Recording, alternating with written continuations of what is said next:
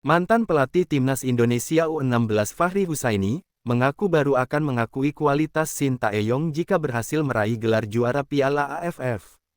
Fahri Husaini kembali melontarkan opininya perihal Timnas Indonesia dan Shin Tae-yong sebagai pelatihnya di era saat ini.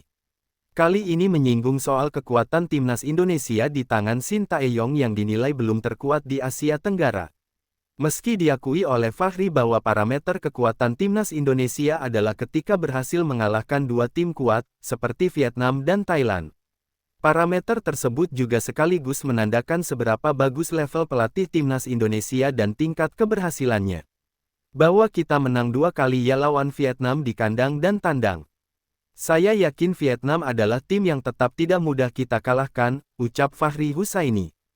Vietnam, Thailand, makanya saya sering diskusi sama teman-teman sesama pelatih. Untuk melihat atau indikator keberhasilan pelatih Timnas Indonesia itu, jangan dilihat saat kita menang lawan Brunei, kalau di ASEAN ya, lawan Myanmar. Kalau saya melihatnya melawan dua tim, Vietnam dan Thailand, imbuhnya.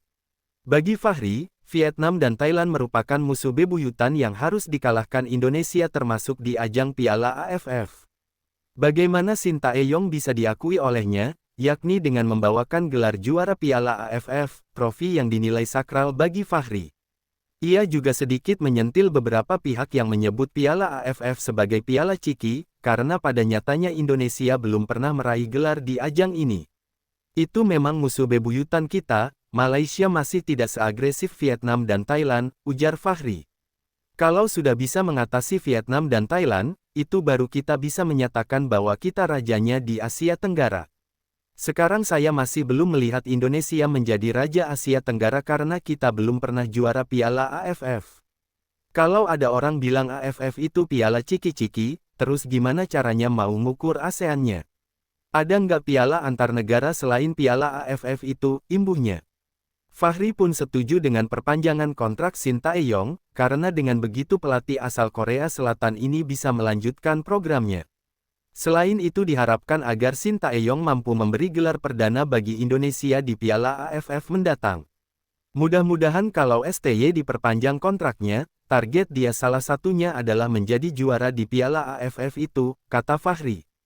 Itu supaya kita bisa bicara bahwa kita adalah raja di ASEAN, raja di AFF, sebelum itu nanti dulu.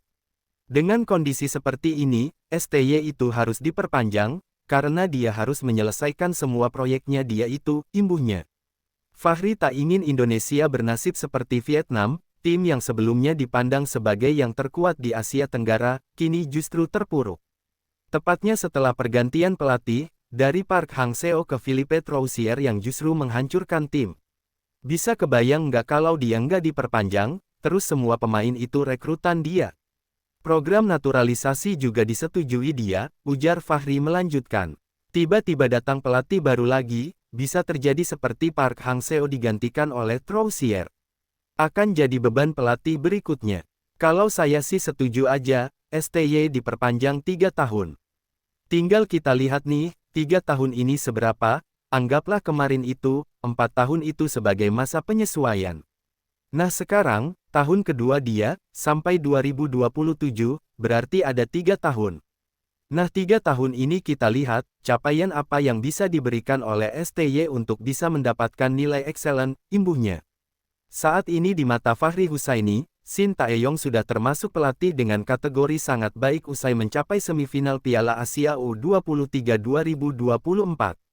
Fahri pun akan semakin mengakui Shin Tae-yong sebagai pelatih terbaik bagi timnas Indonesia jika mampu membawa gelar Piala AFF, masuk semifinal Piala Asia U23 2024 itu udah masuk very good. AFF itu penting, karena janganlah sekali-kali menganggap AFF itu nggak penting, Ciki, karena kita nggak pernah mendapatkan itu gitu hello, imbuhnya.